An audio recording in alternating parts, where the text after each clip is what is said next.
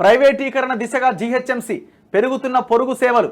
ఇప్పటికే మీ సేవ కేంద్రాల్లో ట్రేడ్ లైసెన్స్ రెన్యువల్, రోడ్ల నిర్వహణ బాధ్యతలు సిఆర్ఎంసీకి, బర్త్ డెత్ సర్టిఫికెట్ల అప్డేట్ హాస్పిటల్స్కు. త్వరలో మరికొన్ని సేవలు ప్రైవేట్ పరమట. ఇక మొత్తం ఇచ్చే రాదు.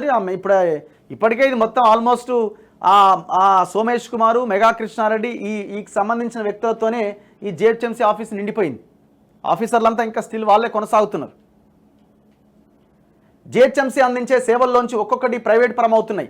ఇప్పటికే ట్రేడ్ లైసెన్స్ల రెన్యువల్ బాధ్యత మీ సేవ కేంద్రాలకు అప్పగించారు. బర్త్ డెత్ సర్టిఫికెట్ల అప్డేట్ బాధ్యతలు ఆసుపత్రులకు ఇచ్చారు. నగరంలోని సుమారు 800 కిలోమీటర్ల రోడ్ల నిర్వహణ బాధ్యతలు సిఆర్ఎంపీకి అప్పజెప్పారు. రాబోయే కాలంలో మరిన్ని సేవలను ప్రైవేట్ సంస్థలకు అప్పగించబోతున్నట్టుగా సమాచారం. అంటే గవర్నమెంట్ తీసి ప్రైవేట్ పరం చేస్తారా? ఇంతకంటే దుర్మార్గం ఉందా? జిహెచ్ఎంసీకి ఏం తక్కువైంది? ఆదాయం రావట్లేదా? ఇది హైదరాబాద్, కావలసినంత ఆదాయం వస్తుంది రకరకాల వాటి ద్వారా. మరి ఇంకా ప్రైవేట్ పరం చేయాలన్న ఆలోచన దేనికి వస్తున్నది? గతంలో చేసింది ఇది. ఇప్పుడు బర్త్ డెత్, ఈ రోడ్లు గీడ్లు మొత్తం చేసిందంతా కేసీఆరే. ఇప్పుడు మీరు చూడండి, చెట్లకు నీళ్లు పోసే ప్రోగ్రాం కూడా మెగా కృష్ణారెడ్డి చూస్తాడు హైదరాబాద్లో.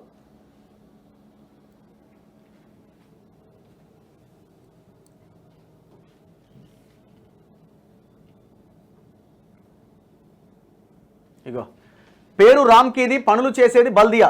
పారిశుద్ధ్య పనులు దశాబ్దం క్రితమే రామ్కీకి అప్పగించారు. అదే అగ్రిమెంట్ ప్రకారం ప్రస్తుతం 1 మెట్రిక్ టన్ను చెత్తకు జిహెచ్ఎంసీ 2100 రూపాయలు చెల్లిస్తోంది. ఈ రకంగా ప్రతిరోజు కనిష్టంగా 6000 మెట్రిక్ టన్నులు, గరిష్టంగా 8000 మెట్రిక్ టన్నుల చెత్తను రామ్కీ తరలించేలా ఒప్పందం చేసుకున్నారు. అయితే జిహెచ్ఎంసీ మిషనరీ, మ్యాన్ పవర్ను వినియోగిస్తూ రామ్కీ చేయాల్సిన పనులు చేస్తున్నట్టుగా ఆరోపణలు ఉన్నాయి. 3250 స్వచ్ఛ ఆటో టిప్పర్ కార్మికులే డోర్ టు డోర్ చెత్తను సేకరిస్తున్నారు. చాలా కొద్ది ప్రాంతాల్లో మాత్రమే రామ్కీ మిషనరీ, మ్యాన్ పవర్ చెత్తను డంపింగ్ యార్డ్కు తరలిస్తున్నారు. పారిశుద్ధ్య బాధ్యతలు రామ్కీకి అప్పగించి ఏం ప్రయోజనమనే వాదన వినిపిస్తుంది. ఏ సేవలను ప్రైవేట్ సంస్థలకు అప్పగించవచ్చన్న అంశంపై అధికారులు కసరత్తు చేస్తున్నారట. వివాదాలు రేపుతున్న నిబంధన. కమర్షియల్ కాంప్లెక్స్లు పెరుగుతున్నా జిహెచ్ఎంసీ ట్రేడ్ లైసెన్సుల సంఖ్య మాత్రం పెరగట్లే. అసలు ఎన్ని కేటగిరీల కింద ట్రేడ్ లైసెన్సులు జారీ చేశారన్న సమాచారం అధికారుల వద్ద లేదు.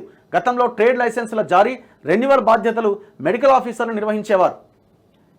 ఈ సేవా కేంద్రాలకు అప్పగించిన తర్వాత రెన్యువల్స్ ఏళ్ల తరబడి పెండింగ్లో ఉంటున్నాయి.